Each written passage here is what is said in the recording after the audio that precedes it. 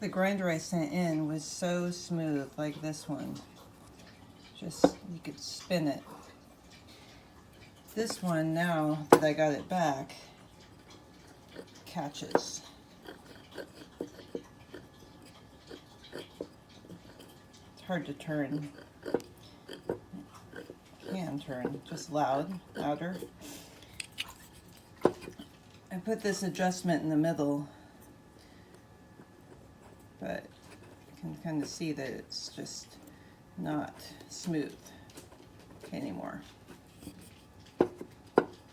My other grinder worked a lot better, the one I sent in, except for that, of course, that part was broken.